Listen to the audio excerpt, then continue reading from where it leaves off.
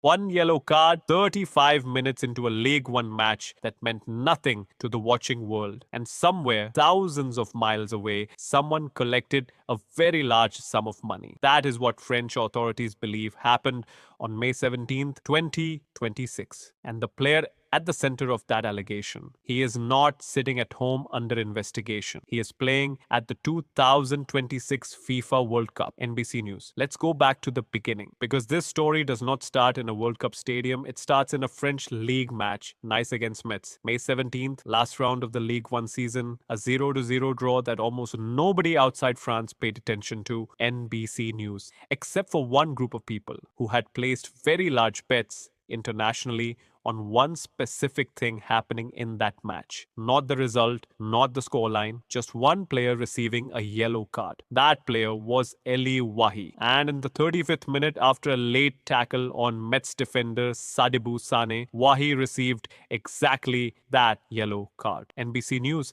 The French Football League was alerted by partners monitoring betting markets about suspicious betting activity at international level concerning that specific match. The league immediately passed this information to relevant police and gambling authorities. NBC News. And then things moved very fast. On May 29th, French police arrested Wahi as part of an investigation opened by the Marseille Public Prosecutor's Office into allegations of organized fraud, organized sports corruption, handling of proceeds of crime, and money laundering. He was released after being interviewed in police custody. ESPN. 2 weeks later, he was on a plane to the World Cup. Here's the thing. Wahi has not been charged with any crime. The investigation remains ongoing. ESPN. And under the law, you are innocent until proven guilty. FIFA's position is straightforward. No charge means no ban. So the door stayed open, but here's where it gets stranger. Because Canada refused to let Wahi into the country for Ivory Coast's second match against Germany in Toronto. His visa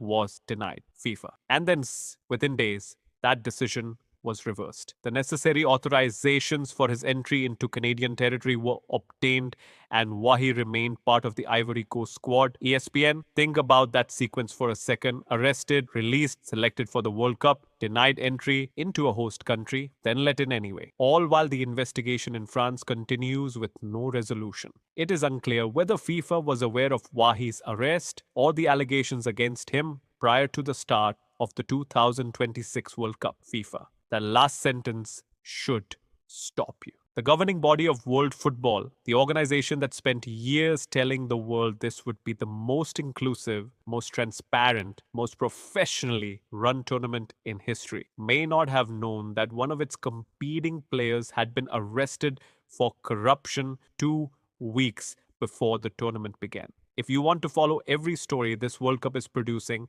that mainstream coverage is not telling you, subscribe right now. Because what is unfolding here goes far deeper than one player and one yellow card. Wahi only changed his international allegiance to Ivory Coast in March this year, having represented France at youth level.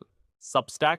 He is 23 years old. Clubs have paid transfer fees totaling nearly 90 million euros to sign him throughout his career. NBC News. He is not a fringe player, not a nobody. He is exactly the kind of young talent that tournaments like this are supposed to celebrate. Ivory Coast's progress in the tournament remains entirely unaffected by the news. Wahi started in their 1-0 victory over Ecuador, hitting the crossbar just before being substituted. Substack. Now here is where both sides of this argument deserve to be heard fairly, because they are both real. The people who say FIFA made the right call will tell you this. No charge, no ban. That is how law works in every democratic country on earth. You do not punish someone for an allegation. You do not strip a player of his World Cup place because police are investigating him. The presumption of innocence is not just a legal technicality. It is a fundamental principle. And honestly, they are not wrong. But the people who say something went wrong here will ask a different question. Not whether Wahi is guilty, nobody knows that yet. But whether FIFA had a responsibility to know, to check, to ask before the tournament began whether any player in their field was the subject of an active corruption investigation, and whether the answer to that question being we didn't know is acceptable for the organization running the most watched sporting event on the planet. And honestly, they are not wrong either. Wahi is not the only player whose off field situation has complicated this tournament. Ghana's Thomas Partey was also unable to enter Canada, not for corruption allegations, but because he faces a trial over alleged rape and sexual assault charges in England, which he denies. Yahoo! Two players, two different host countries, two border decisions, one tournament that promised to be the most inclusive in history. The World Cup has always been sport at its most human, meaning beautiful and broken at the same time. The football on the pitch has been extraordinary. The stories of it have been something else entirely. So here is the question. When a player is arrested for corruption 2 weeks before the World Cup, released without charge, and goes on to play, is that the system working exactly as it should? Innocent until proven guilty, no exceptions, no special rules for sport? Or is there a point where the organization running this tournament has a responsibility that goes beyond the letter of the law, a responsibility to the millions of fans watching, to the players who competed fairly,